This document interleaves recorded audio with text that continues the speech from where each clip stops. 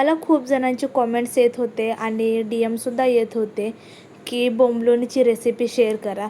तर माझ्या चॅनलवर मी ऑलरेडी अपलोड केलेली होती, बट ती हिंदीमधून होती.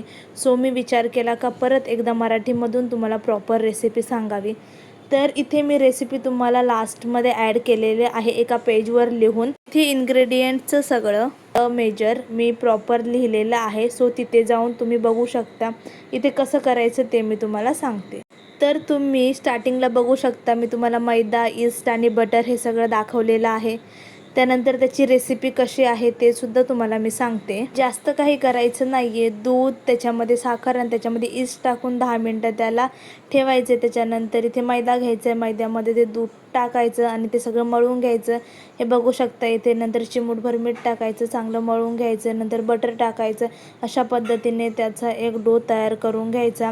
तो तयार झाल्यानंतर एका हवाबंद डब्यात तुम्ही त्याला ठेवायचं. मी इथे याच्यामध्ये ठेवलेलं आहे, तुम्ही बघू शकता. 1 तास ठेवायचं. त्याच्यानंतर बघू शकता असं झालेलं आहे. त्याच्यानंतर त्याची एअर काढून घ्यायची आणि त्याला काउंट करून घ्यायची. तुम्हाला किती बोंबलोणी बनवायचे तशा पद्धतीने तुम्ही त्याचे गोळे असे रेडी करून घ्यायचे. बटर पेपरवर त्याला ठेवायचं. परत त्याला 40 मिनिटं सेट व्हायला ठेवायचं. 40 मिनिटानंतर तुम्ही इथे बघू शकता की अशा प्रकारे रेडी झालेलं आहे. आणि हे बघू शकता की मी असे गोळे ठेवलेले आहे आणि ते 40 मिनिटानंतर असे फुगून वर आलेले आहेत. त्यानंतर इथे तेल घ्यायचं. एकदम बारीक गॅस करायचा, थोडा पण फास्ट गॅस करायचा नाही.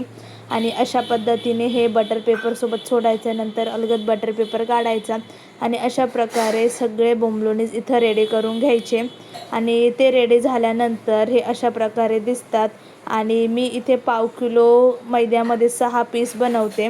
त्याच्यानंतर इथे बघू शकता शुगर कोटिंग तुम्ही इथे करायचं. त्याच्यानंतर तुम्हाला जो फ्लेवर पाहिजे, चॉकलेट, न्यूट्रेला, ट्रफल, त्याच्यामध्ये फिलिंग करायची. अशा पद्धतीने इथे आपले बोंबलोणी रेडी आहे. तर इन्ग्रेडियंट मी तुम्हाला इथे ॲड केलेलं आहे, तिथे बघून तुम्ही रेसिपी बनवू शकता. भेटूया नेक्स्ट.